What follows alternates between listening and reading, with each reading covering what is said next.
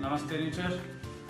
Doctor nature परिवार के सभी साथियों को और सभी भारतवासियों को मातृत्व दिवस मदर डे की बहुत बहुत शुभकामनाएं। देखिए, मातृत्व दिवस और मदर डे को हम लोग मनाते हैं, हम अपनी माताओं को सम्मान देते हैं। वैसे तो भारतवासी हर दिन अपनी माता को सम्मान देते ही देते हैं, तो मैं सबसे पहले अपनी माता जी को प्रणाम करते हुए बाकी सभी माताओं को प्रणाम करता हूँ और उनके दीर्घायु और स्वास्थ्य की कामना करता हूँ। हाँ दोस्तों, हमारे देश में जहाँ हमारी माताएं बहनें हमारे सभी का स्वास्थ्य का ख्याल रखती है और हमारा किचन, हमारा घर में जो रसोई है वही हमारे मेडिसिन का खजाना है, वहीं सारी औषधियाँ मौजूद है। लेकिन दुर्भाग्य से उन सब चीज़ों का ठीक से उपयोग नहीं करने की वजह से, उन सब चीज़ों में मिलावट होने की वजह से आज स्थिति ये है कि जो माता सभी के स्वास्थ्य का ध्यान रख रही हैं, उन माताओं की स्थिति बहुत अच्छी नहीं है स्वास्थ्य को लेकर।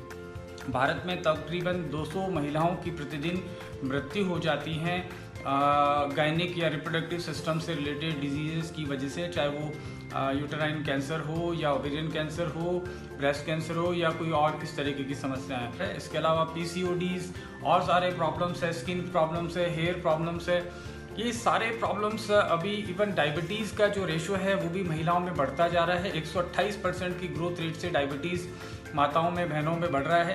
ये ही हमारा जो स्तंभ है, हमारी माताएं बहनें, अगर इनका स्वास्थ्य अच्छा नहीं रहेगा तो अल्टीमेटली हमारे देश को स्वस्थ होना बहुत मुश्किल है।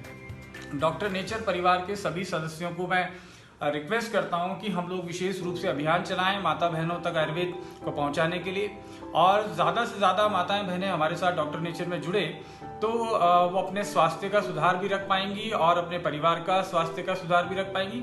जैसा कि आप जानते हैं कि हम लोग सूत्र प्रोग्राम के माध्यम से हम लोग सभी लोगों को आयुर्वेद का एजुकेशन प्रोग्राम के तहत नॉलेज देते हैं।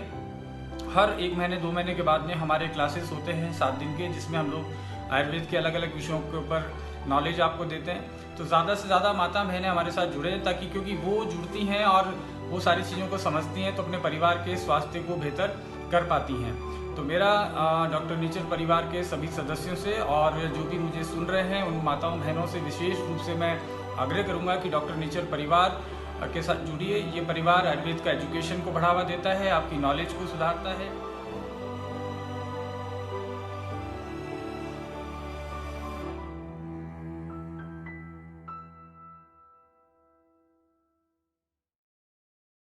जब विमेन नेचुरली कंसीव नहीं कर पाती हैं तो गायनेकोलॉजिस्ट से जाके मिलती हैं और वहाँ उनको 3 ही तरीके के ट्रीटमेंट दिए जाते हैं: हार्मोनल ट्रीटमेंट, IUI और IVF। हार्मोनल ट्रीटमेंट्स जो होते हैं वो पिल्स या फिर इंजेक्शंस के फॉर्म में हो सकते हैं। ये एक्सटर्नल केमिकल हार्मोन आपके बॉडी में एग ग्रोथ और ओव्यूलेशन अचीव करते हैं, लेकिन at the same time chemical form में होने की वजह से ये इसका एग की क्वालिटी पर काफी बुरा असर पड़ सकता है। जब हार्मोनल ट्रीटमेंट्स की वजह से भी प्रेगनेंसी अचीव नहीं हो पाती है तो IUI सजेस्ट होता है। IUI में हार्मोनल ट्रीटमेंट्स तो देते ही है और एग ग्रोथ ओव्यूलेशन अचीव करने के बाद एक्सटर्नली आर्टिफिशियली स्पर्म जो है वो यूट्रस में रिलीज किया जाता है, और यहाँ पे भी जब कंसीव नहीं हो पाता तो IVF सजेस्ट किया जाता है। IVF में हार्मोन्स बहुत ही ज़्यादा हेवी डोसेस में दिए जाते हैं। हेवी डोसेस की वजह से आपके ओवरी में, जहाँ पे एक साइकिल में सिर्फ 5 to 6 एग्स ही रिलीज होने चाहिए थे, वहाँ पे 1000 तक एग्स भी रिलीज हो सकते हैं। इन 1000 एग्स में से जो सबसे अच्छी साइज अचीव कर चुके हैं उनको ही पिक किया जाता है। उनको आपके बॉडी के बाहर स्पर्म के साथ फ्यूज करके एम्ब्रियो बनाया जाता है और ये एम्ब्रियो बाद में आपके यूटेरस में इंसर्ट किया जाता है। इन तीनों ट्रीटमेंट ऑप्शंस को अच्छी तरीके से फॉलो करने के बावजूद भी 80% से भी ज़्यादा औरतें कंसीव नहीं कर पाती। और ऐसा क्यों होता है, इसके बारे में ना तो कोई डॉक्टर बताता है, ना कोई इसका रूट कॉज जान के उसकी ट्रीटमेंट करने की कोशिश की जाती है। एक्चुअली ये सारे ट्रीटमेंट ऑप्शंस फेल होने का एक ही रीज़न है और वो है इम्प्लांटेशन फेल्योर। अब समझते हैं कि इम्प्लांटेशन फेल्योर क्या होता है। कंसीव करने के लिए ओवरी में प्रॉपर एग ग्रोथ होना जरूरी है। उसके बाद ओव्यूलेशन होके ये एग ट्यूब से ट्रैवल करते हुए यहाँ पे आके रुक जाता है। इस ओव्यूलेशन के टाइम पे ही जब स्पर्म रिलीज होता है तो ये यहाँ से डिस्टेंस ट्रैवल करते हुए ओवम के पास आके फ्यूज हो जाता है। उसके बाद बनता है एम्ब्रियो। ये जो एम्ब्रियो होता है उसको यूट्रस के अंदर की ये जो लाइनिंग है, जिसे हम एंडोमेट्रियम के नाम से जानते हैं, वहाँ पे जाके इम्प्लांट होना होता है। इसके लिए ये एंडोमेट्रियम जो है वो रिसेप्टिव होना, उसकी प्रॉपर थिकनेस होना, इसकी अच्छी क्वालिटी होना बहुत ज़रूरी है।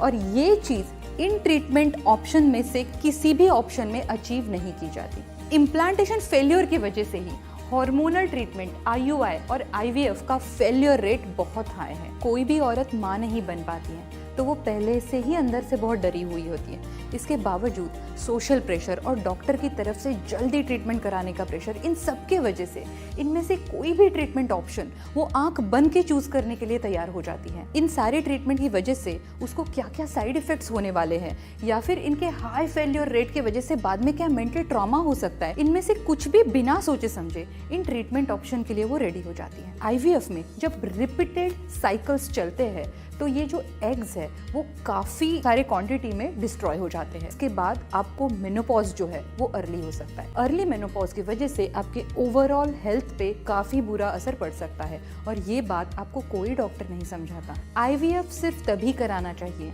अगर आपके दोनों ही ट्यूब ब्लॉक है और ओवम यूट्रस के अंदर एंटर ही नहीं कर सकता है, या फिर स्पर्म में कोई ऐसी प्रॉब्लम है जिसकी मेडिकली ट्रीटमेंट नहीं की जा सकती। किसी भी हार्मोनल या आर्टिफिशियल ट्रीटमेंट मेथड जैसे कि IUI या फिर IVF को सिलेक्ट किए बिना भी आप नेचुरली कंसीव कर सकते हो। और ये कैसे अचीव करते हैं उसके बारे में हम बात करेंगे। नेचुरली प्रेगनेंसी अचीव करने के लिए एक स्टेप वाइज प्रोसेस फॉलो होता है जिसमें एग की प्रॉपर ग्रोथ होना, ओव्यूलेशन होना, एंडोमेट्रियम का प्रॉपर थिकनेस अचीव होना, एंडोमेट्रियम रिसेप्टिविटी, यूट्राइन एटमॉस्फेयर और एम्ब्रियो की अर्ली नरिशमेंट बहुत इंपॉर्टेंट होती है। जहां मॉडर्न मेडिसिन इस सारी प्रोसेस में कुछ ही स्टेप्स में सपोर्ट करते हैं, वहां पे आयुर्वेदा प्रेगनेंसी की इस प्रोसेस को हर स्टेप पे सपोर्ट करता है, जिसकी वजह से मॉडर्न मेडिसिन का फेल्योर रेट काफ़ी हाई है और आयुर्वेदा का सक्सेस रेट बहुत ही बेहतरीन है। आयुर्वेदा में बताए गए डिफरेंट हर्ब्स प्रेगनेंसी प्रोसेस को हर स्टेप पे सपोर्ट करते हैं। शतावरी जैसे हर्ब्स एग की प्रॉपर ग्रोथ अचीव करने के लिए बहुत इंपॉर्टेंट होते हैं। अशोका ओव्यूलेशन में सपोर्ट करता है। एंडोमेट्रियल थिकनेस और एंडोमेट्रियल रिसेप्टिविटी अगर बेहतरीन तरीके से अचीव करनी है तो पुत्रन जीवक जैसे हर्ब्स बहुत जरूरी होते हैं। यूट्राइन एटमॉस्फेयर प्रेगनेंसी के लिए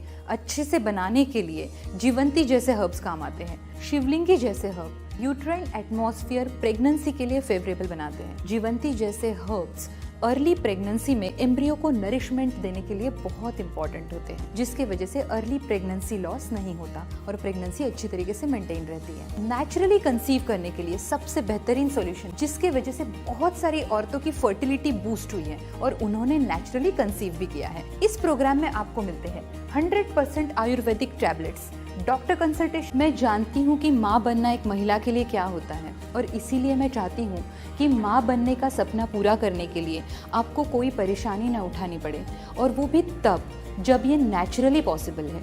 इसीलिए मैं कहती हूँ कि IUI, IVF या फिर हार्मोनल ट्रीटमेंट जैसे ऑप्शन सिलेक्ट करने से पहले आपको एक ज्वाइन करना चाहिए।